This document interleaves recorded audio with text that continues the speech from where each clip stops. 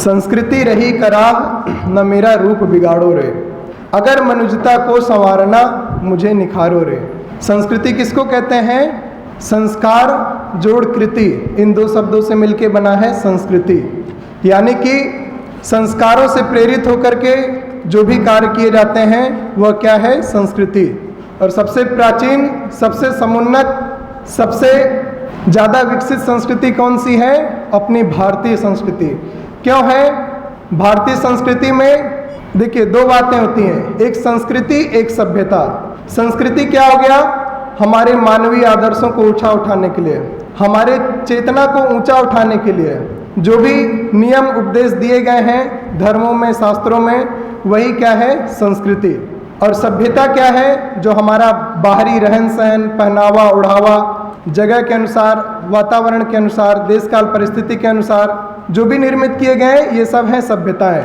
तो हमारी भारतीय संस्कृति इस आधार पर ही बनाई गई है, मानवीय चेतनाओं के आदर्शों को, मानवीय चेतना को जो कि ऊपर उठाने में सहायक रहे।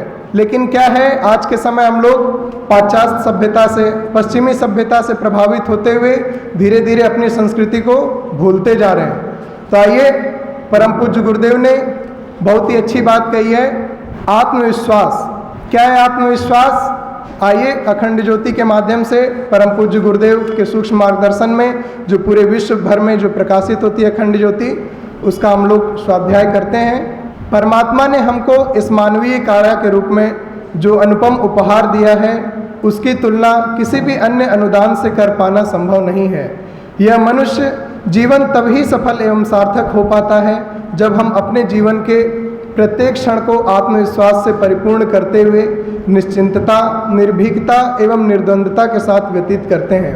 यदि डरते हुए, भयभीत होते हुए, आशंकाओं से ग्रस्त होते हुए मनुष्य जीवन व्यतीत किया जाए तो इससे बढ़कर दुर्भाग्य और क्या हो सकता है? वो जीवन जिसे प्राप्त करने के लिए देवी देवता भी ललायित रहते हैं, यदि वे मात्र चिंताएं करने, उलझने बुनने एवं पश्चाताप करने में ही गुजर गया तो इसे एक त्रासदी का ही नाम दिया जा सकता है। मनुष्य जीवन के रूप में मिले अवसर को सौभाग्य में बदलने के लिए जिस शक्ति की आवश्यकता है उसे आत्मविश्वास के नाम से पुकारा जाता है। आत्मविश्वास भी मात्र उनके व्यक्तित्व का आभूषण बन पाता है जिनका मन ईश्वर विश्वास से परिपूर्ण है, जिनका मन ईश्वर विश्वास से लबरेज है, जो सदा ईश्वर पर भरोसा करते हैं और जो सदा ईश्वरीय सत्ता की उपस्थिति को अनुभव करते हैं। उन्हें भला किसका डर सता सकता है?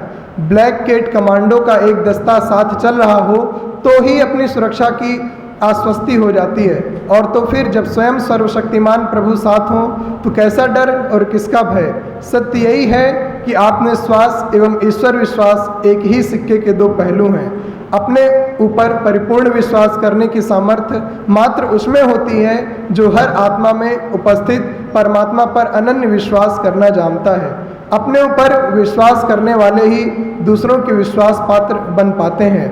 परम पूज्य गुरुदेव पंडित श्री राम शर्माचार्य जी ने कहा है कि जो अपनी सहायता आप करते हैं वे ही ईश्वरीय सहायता के हकदार बन पाते हैं।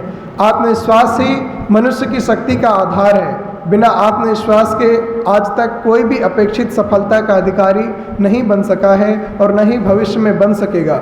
अपनी अंतरात्मा में निहित शक्ति का जागरण ही मानवीय उद्देश्य का चरम उत्कर्ष समझा जाना चाहिए। ओम शांति।